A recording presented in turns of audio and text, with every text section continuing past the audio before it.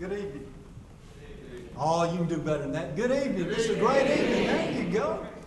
Welcome to the Itawamba Community College and the W.O. Benjamin Fine Arts Center.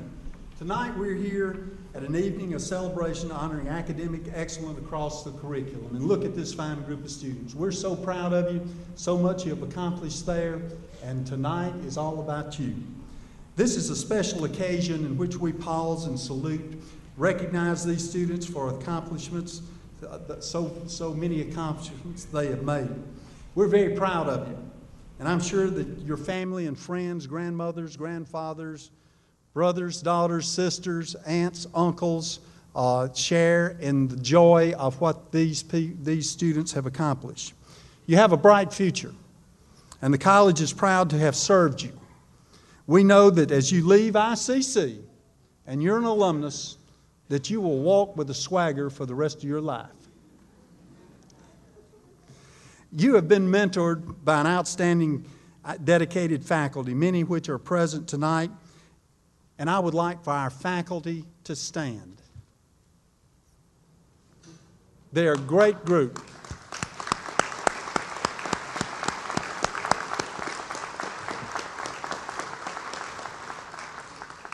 Thank you. Again, congratulations on your accomplishments and a job well done. Thank you.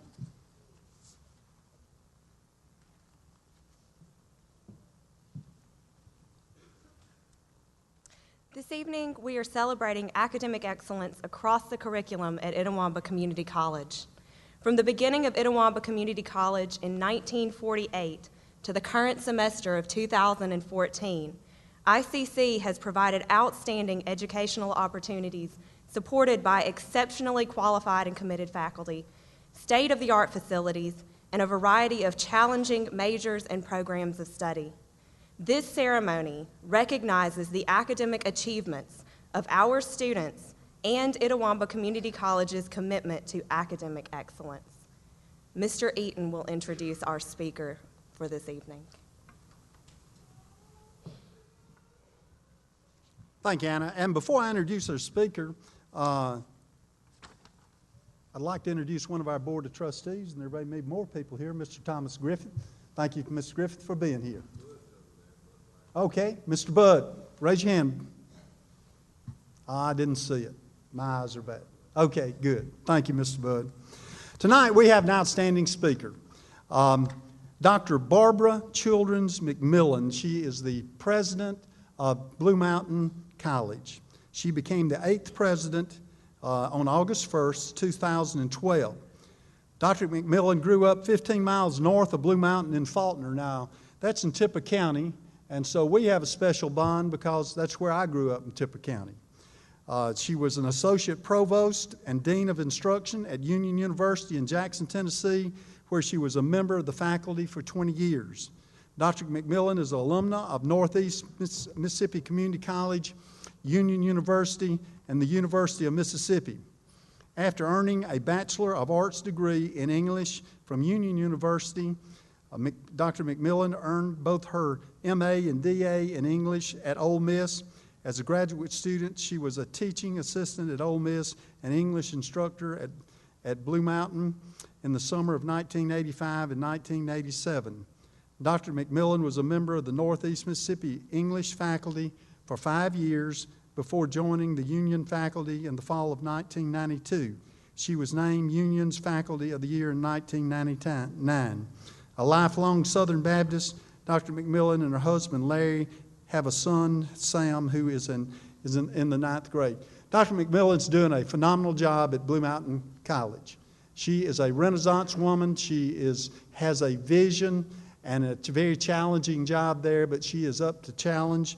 And Dr. McMillan, we are so pleased that you have honored us tonight with your presence.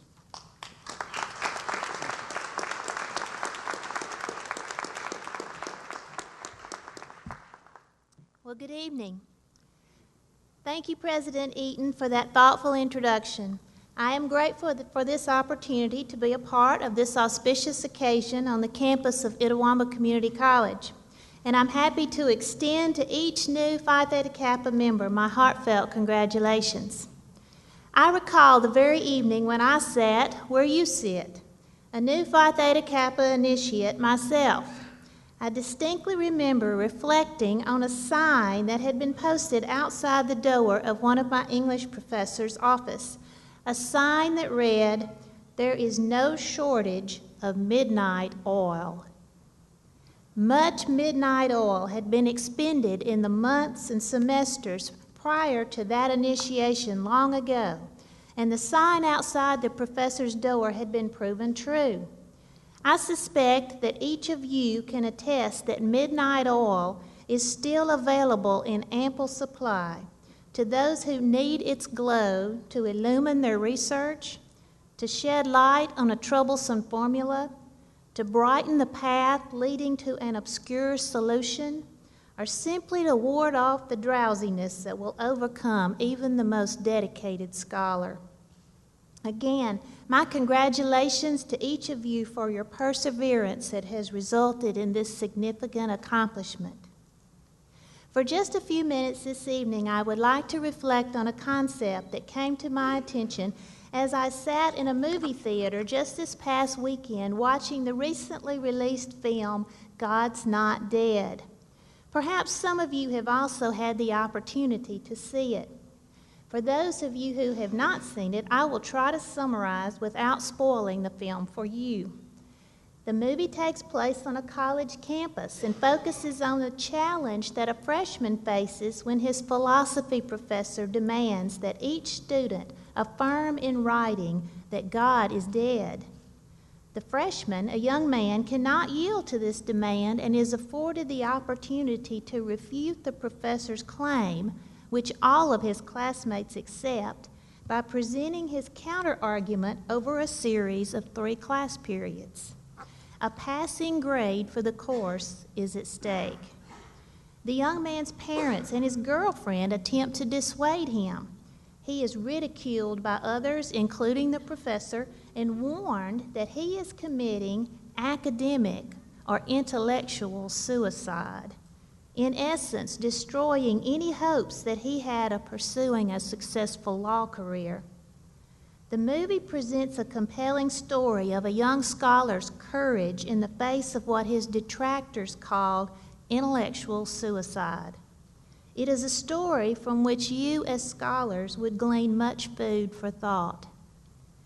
The movie gave me much to ponder, particularly the concept of intellectual suicide. At the risk of giving away too much, I will go ahead and share that the young man featured in the film does not commit intellectual suicide, but in fact pursues its opposite, a pursuit which I am going to label as intellectual stewardship. It is intellectual stewardship that I want to consider with you briefly this evening.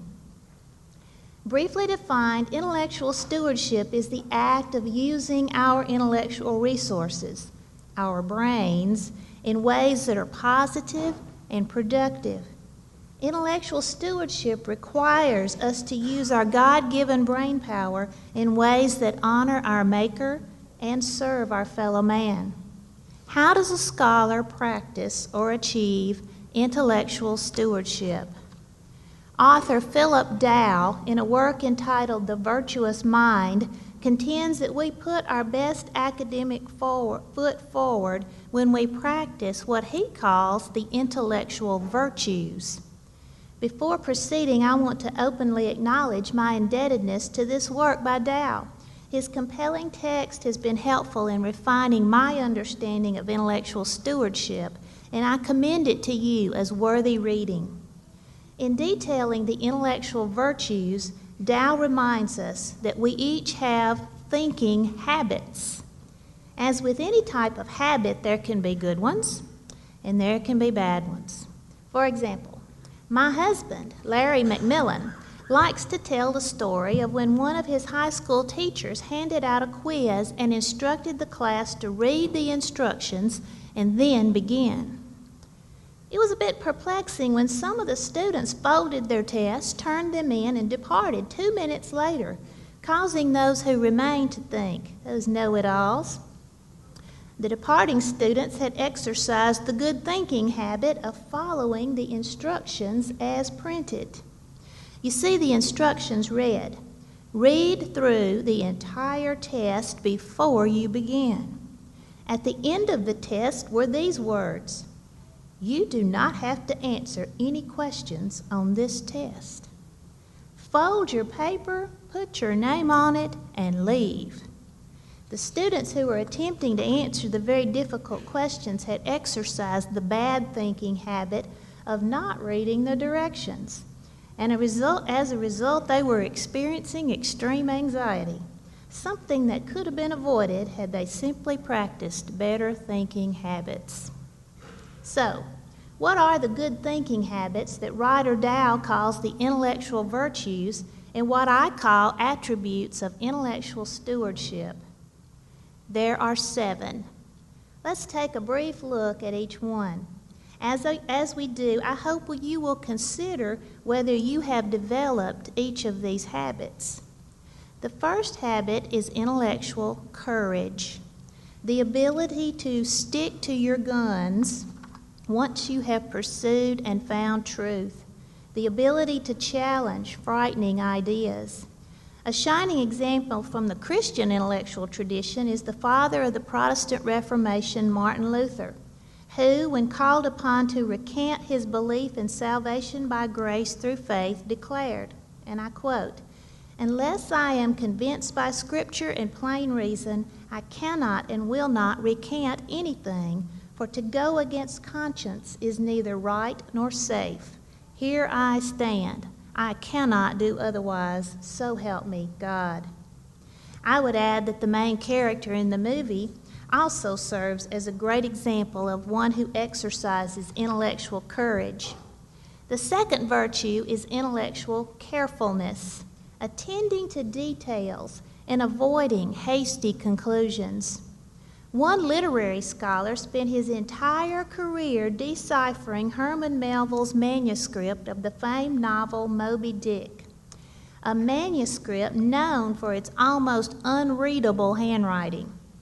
This scholar was obsessed with Melville's use of the phrase, quote, "soiled fish of the sea." He was later horrified to discover that he had misread Melville's handwriting, and what the manuscript had actually said was "coiled fish of the sea." The critic had devoted a portion of his career to ascribing value to the term soiled fish, only to realize that he had wasted his time. He could have saved himself considerable time and embarrassment had he only been more intellectually careful. The third intellectual virtue is my favorite, intellectual tenacity, the ability to work a mental challenge through to completion. When I was growing up, my dad told me that if a snapping turtle got a hold of you, it wouldn't let go until it thunders.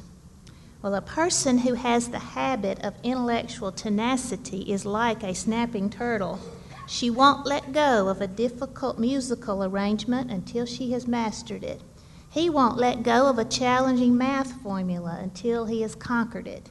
Intellectual tenacity is the habit of not letting go of a problem until you have successfully wrapped your brain around it. The fourth intellectual virtue is fair-mindedness, being willing to listen to differing opinions.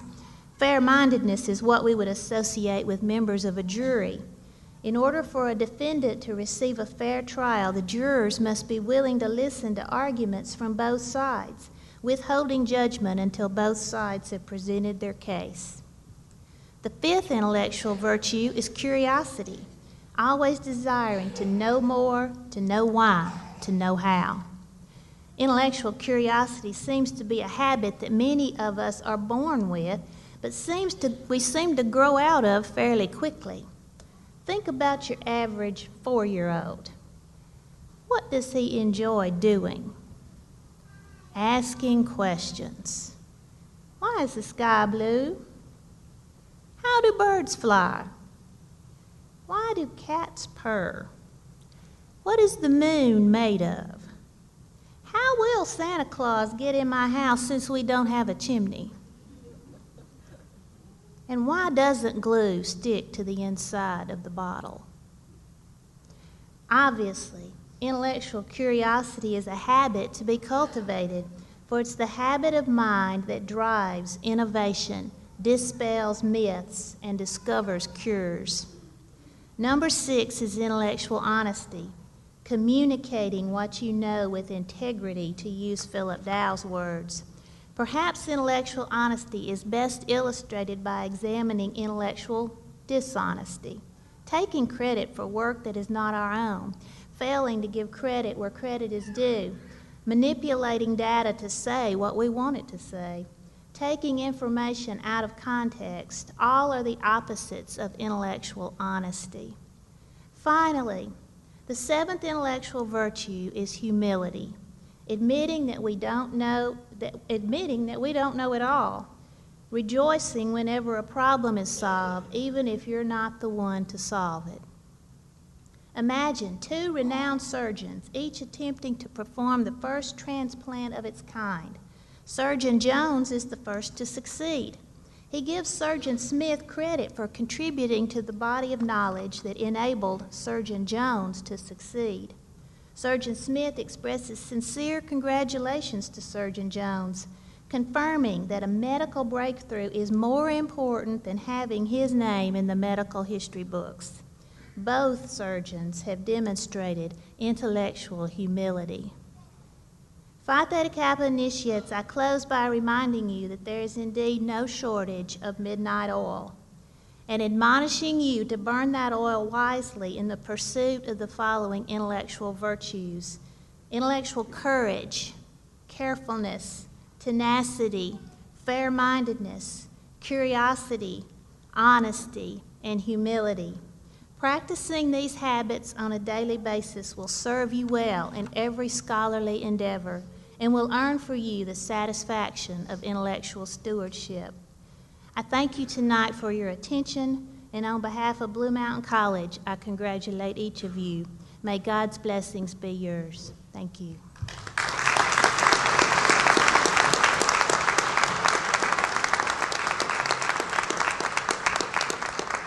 Thank you, Dr. McMillan, for reminding us of our intellectual virtues and challenging us to use those so that we'll be good stewards of the abilities that God has given us.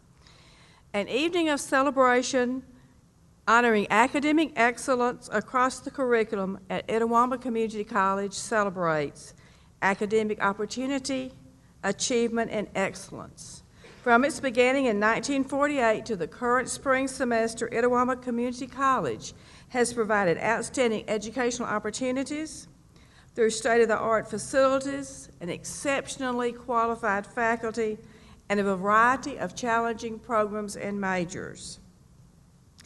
This program tonight symbolizes Itawamba Community College's commitment to academic excellence.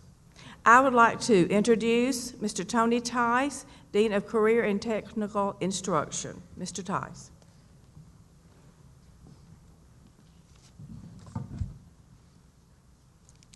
Thank you, Dr. Johnson.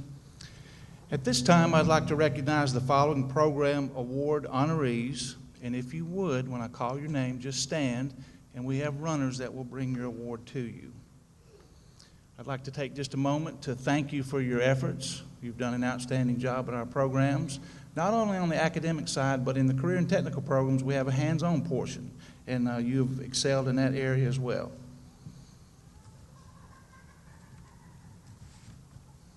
Justin Ware. Justin is an automotive technology student from Tupelo and the husband of Natasha Ware.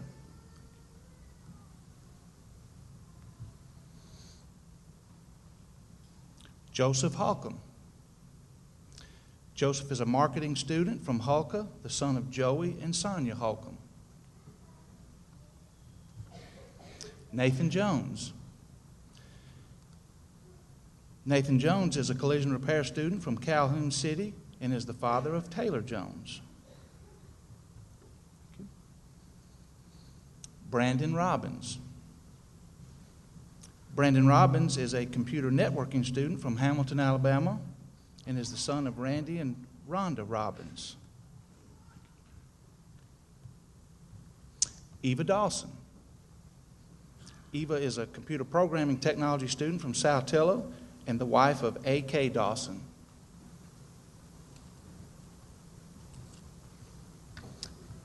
Bethany Timmons. Bethany is also a computer programming technology student from Fulton and the mother of Dean Timmons. We've got a runner coming just in a minute. Thank you.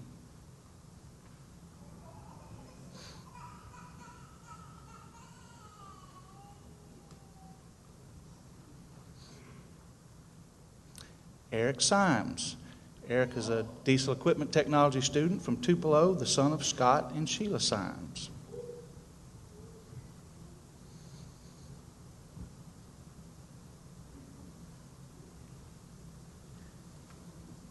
Tyronica Logan, child development technology student from Tupelo. Okay. Samuel Anzuini. Samuel is an electrical technology student from Manteche.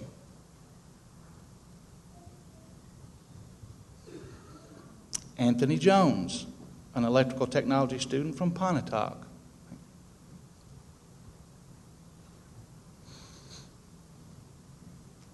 Paul Wise. Paul is an electrical technology student from Tupelo. Christopher Barnes. Christopher is a forestry student from Marietta, son of Mark and Beth Barnes. Kimberly Neely. Kimberly is a gerontology student from Baldwin, the daughter of James and Pat Neely. Matthew Redd. Matthew is an HVAC student from Okolona, the husband of Anissa Redd.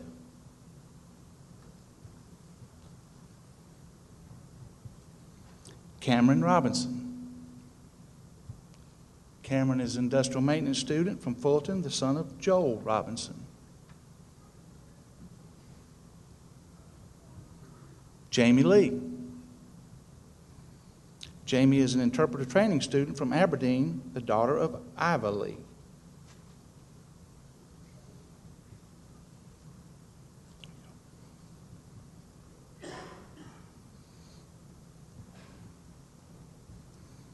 Michael Jones.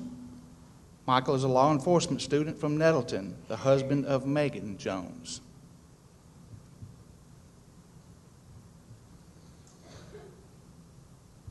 Crystal Conaway, a business and office technology student from Aberdeen, the mother of Lena and Shane Hamlet.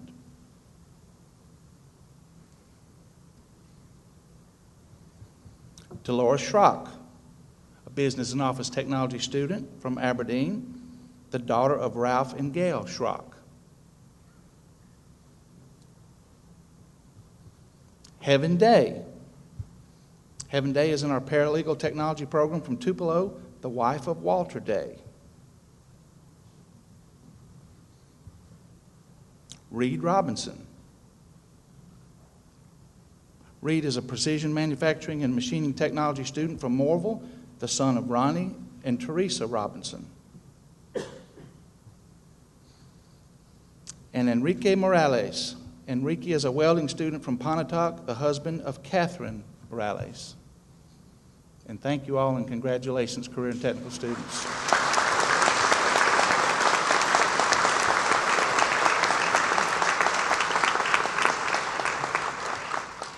At this time, I'd like to introduce Mr. Harold Plunkett, Dean of our Health Science Programs. Mr. Plunkett.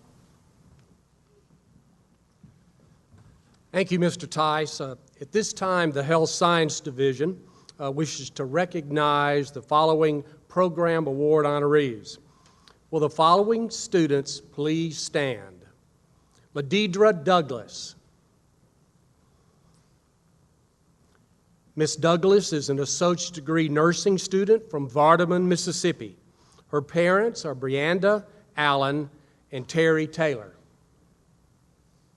Kurt Bell. Mr. Bell is a paramedic technology major from Aberdeen, Mississippi. His spouse is April Bell. Ken Poole. Mr. Poole is also a paramedic technology major, and he is from West Point, Mississippi. Ken's spouse is Sharisa Poole. Ashley Kelly.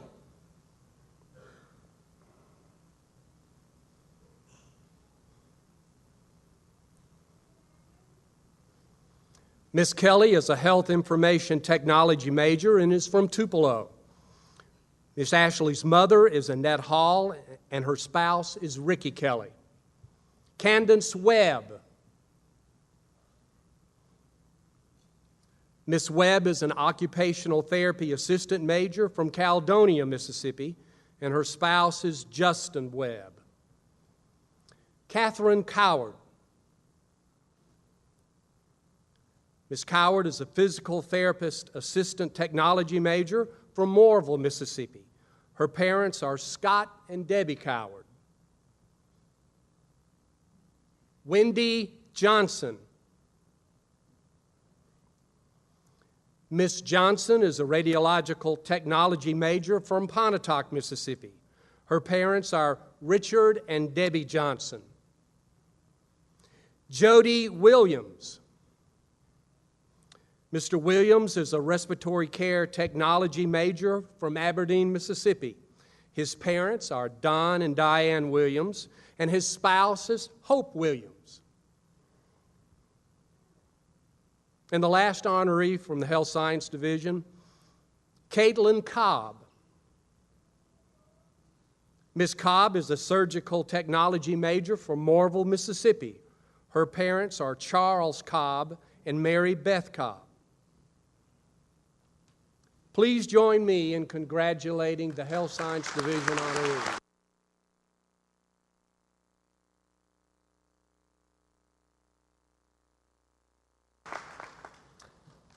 Now I'd like to introduce Mr. Joe Williams, the Division Chairperson for Business Administration.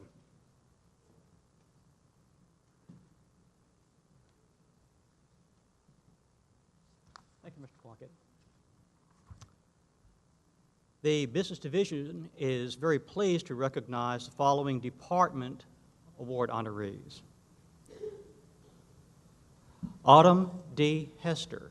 Would you please stand? Autumn will receive the Accounting Department Award. Autumn, congratulations. Kelly Nicole Spearman. Kelly will receive the Economics Department Award. Kelly, congratulations. Please join me in recognizing our Department Award honorees.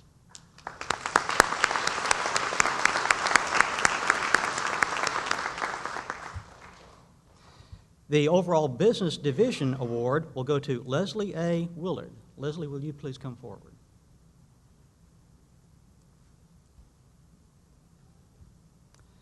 Leslie is the daughter of Kathy and Stephen Willard. She's an accounting major from Etta with a 4-point GPA. She's an active member of Phi Theta Kappa, is an IRS certified volunteer income tax preparer through the college's VITA program. She plans to transfer to the University of Mississippi to continue her major in accounting. Leslie, congratulations.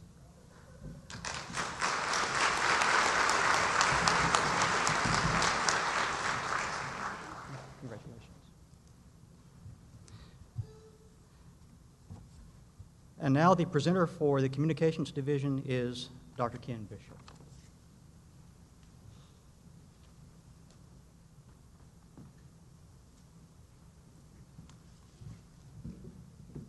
Thank you, Mr. Williams.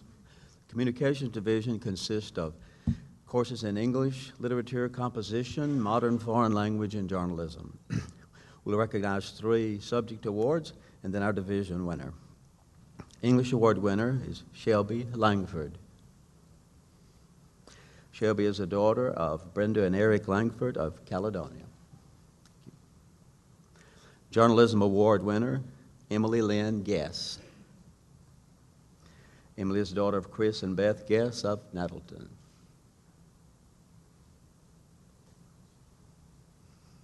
The Modern Foreign Language Award winner is Christy Naito. Christy is the daughter of Alice and Tommy Hale and the wife of Angel Naito of Belmont. Let's recognize these winners, please.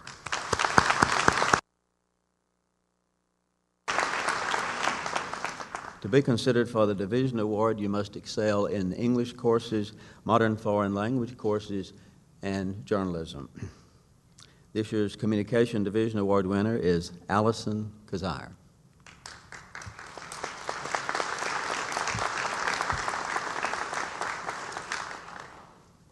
Allison is the daughter of Frankie and Rhonda Kazire of Amory. She plans to transfer to the University of Mississippi and major in English. Congratulations.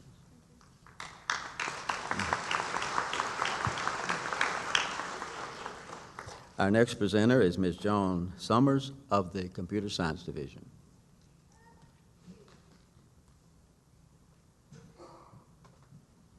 Thank you, Dr. Bishop. At this time, the Computer Science Division wishes to recognize the following Department Award honorees. Will the following students please stand?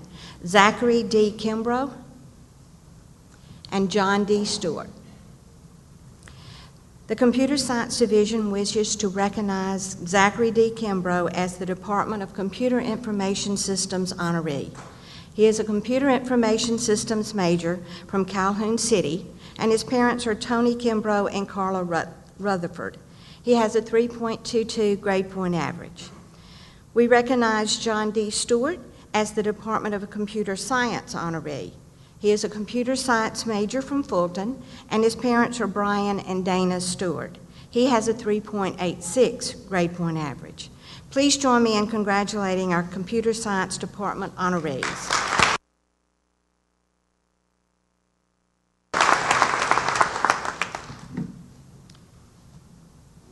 It is my pleasure to recognize Andrew Wheeler as our Computer Science Division honoree.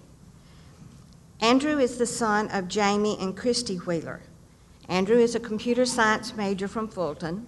He currently has a 3.86 grade point average and plans to transfer to Mississippi State University in the fall. Please join me in recognizing Andrew Wheeler.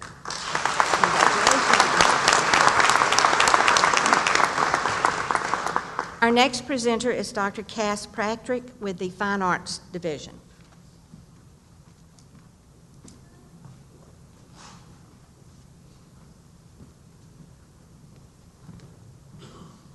Thank you, Ms. Summers. There are 4 departments within the Fine Arts Division. These are art, theater, music, and speech. The Fine Arts Division wishes to recognize the following departmental award honorees from each of these departments. Will the following students please stand? In art, Zachary Ham of Fulton. In theater, Best Female Actress, Mary Chandler Izzard of Golden. In theater, Best Male Actor, Clayton Dane Eubanks of Golden.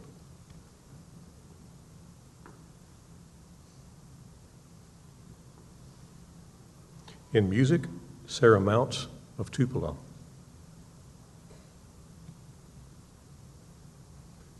And in speech, Emily Ernest of Aberdeen.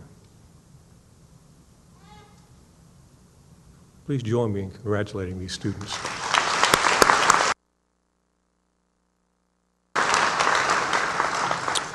Our next presenter is the chair of the Health, Physical Education, and Recreation Division, Ms. Dana Hale.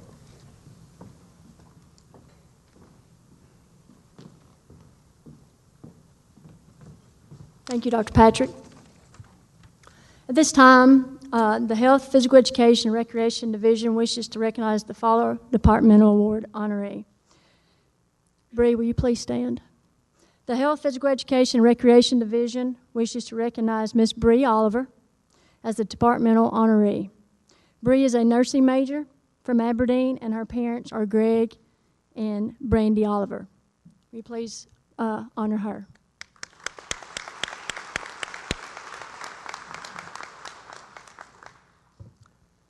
The Health, Physical Education, and Recreation Division wishes to recognize Mr. Ethan Waldrop as our division honoree. Ethan is the son of Mike and Liz Waldrop. Ethan is an athletic training major from Sardis and will be transferring to the University of Southern Mississippi in the fall. He has a 3.46 GPA.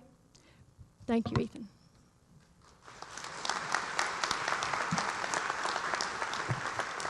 Our next presenter is Mr. Jeff Bates of the Mathematics Division.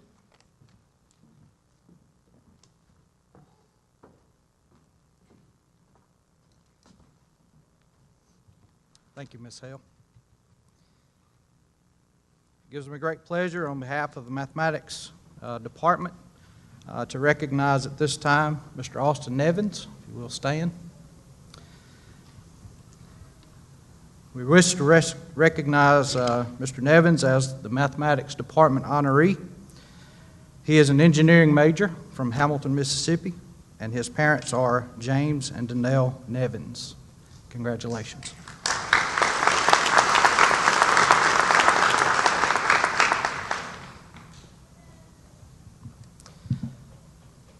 Now I'd like to call forward Miss Amanda Frederick.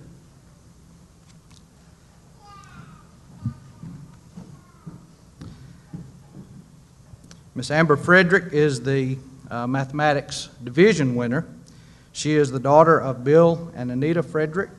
She is a civil engineering major from Tupelo and will be transferring to Mississippi State University. Presently has a 4.0 GPA. Congratulations.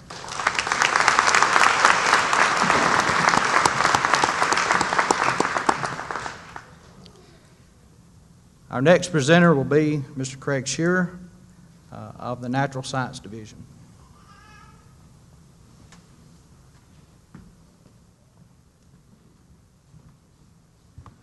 Thank you, Mr. Bates. At this time, the Natural Science Division wishes to recognize the following departmental award honorees. Will the following students please stand? Rachel Hancock. Rachel is the Biology Department honoree. She is a pre-med major from Blue Springs. She is the daughter of William and Valerie Hancock.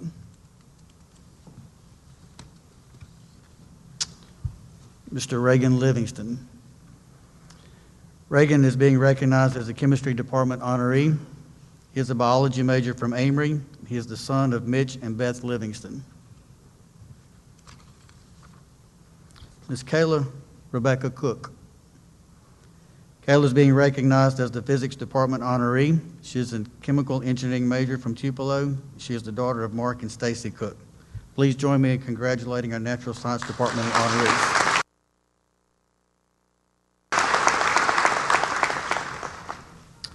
The Natural Science Division wishes to recognize as our division honoree Mr. Ridge Dabbs.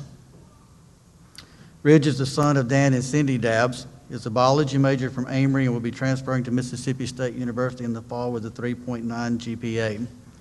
Please join me in recognizing Mr. Ridge Dabbs.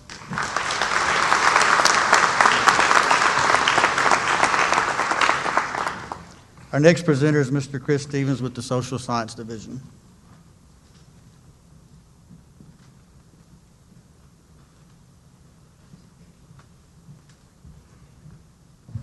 At this time, the Social Science Division wishes to recognize the following departmental award honorees.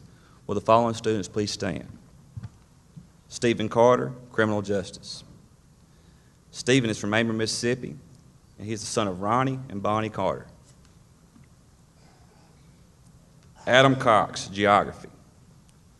Adam is from Tupelo, Mississippi, and he is the son of Wayne and Tanya Cox.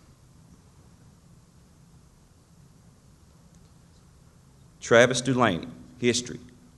Travis is from Marietta, Mississippi, and his mother is Janet Dulaney. Jonna Wilson, Psychology. Jonna is from Fulton, Mississippi, and her parents are Johnny and Teresa Wilson.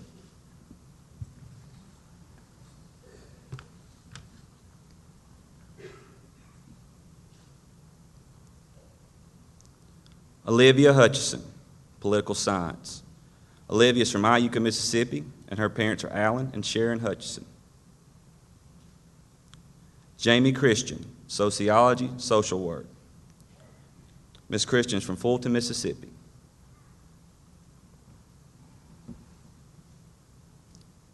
Please join me in congratulating these Social Science Departmental honorees.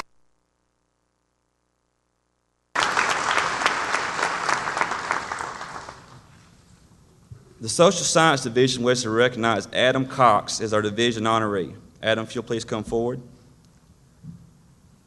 Adam is the son of Wayne and Tanya Cox. He is a history major from Tupelo, Mississippi, and he will be transferred to Mississippi State University in the fall with a 4.0 grade point average. Please join me in recognizing Adam Cox as our Social Science Division honoree.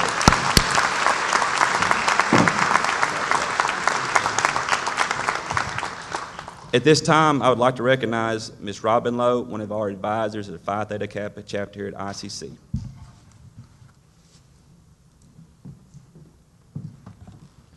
Thank you, Mr. Stevenson.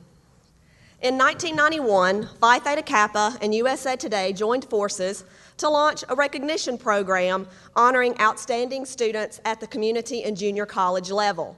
In March of 1994, Mississippi was the first state in the nation to launch the All-State Academic Team Recognition Program for our 15 community and junior colleges. Each campus selects 2 recipients from a rigorous writing and leadership-intensive application. From those recipients, each of the 15 community colleges select one first-team winner who receives a $1,000 scholarship and a medallion. And of course, when we have the remaining students or recipients are named to the second team and receive a medallion as well. All students were honored by the House and Senate on March 5th at Capitol Day in Jackson. A luncheon followed honoring each individual recipient. Many universities in our area award partial to full scholarships for these awards. From the Tupelo campus, Ms. Nada Martinez, second team. Nada is the wife of Carlo Martinez. She is an accounting major from ECRU who plans to transfer to Ole Miss in the fall. Also from the Tupelo campus, John Werner, second team. John, if you'd come to the podium, please. John is the husband of Becky Werner. He is also an accounting major from Boonville who will transfer to Ole Miss in the fall. Congratulations.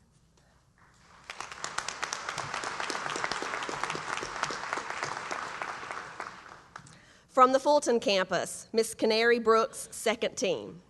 Canary is the daughter of Janice Fields and Ronald Brooks. She is an exercise science major from Shannon who will transfer to Mississippi State University in the fall.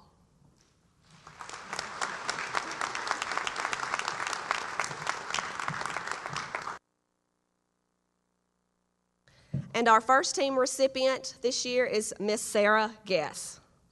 Sarah is the daughter of Jeremy and Gina Guess. She is a nursing major from Caledonia who will transfer to Mississippi University for Women in the fall. In addition, Sarah was also named the Coca-Cola Bronze Scholar. Each year in the nation, they award 50 gold, 50 silver, and 50 bronze medallions. She is one of the 3 bronze winners in the state of Mississippi this year, so it's a very big honor for Sarah and for our college.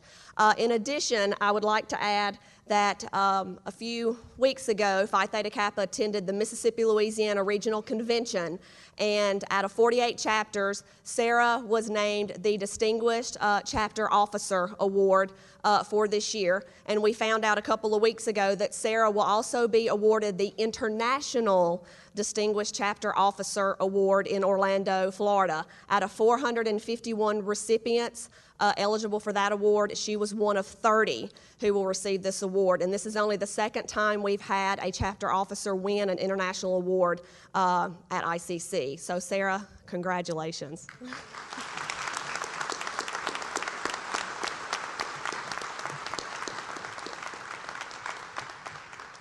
It is now my pleasure to invite President Eaton back to the stage for closing remarks. Well, this has been such a wonderful evening, and certainly I know that you have enjoyed it. You look at this group right here, and you're ICC's finest. And we were proud, as I mentioned earlier, to serve you, and I know that once you leave here that you're going to be a very successful group. And as you look at these people out here that's come to witness this for you, how proud they must be of you as we are. So in conclusion, we will have a reception in the Fine Arts Gallery over there, and hope you will stick around for that. Dr. McMillan, we appreciate you coming down and being with us on this evening. But before we close, in closing, I would like for y'all to stand and give this group a round of applause that they deserve.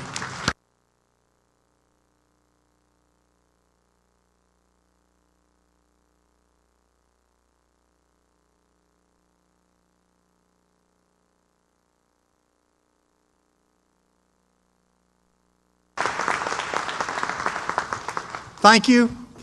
Hope you come to the reception and have a safe drive home.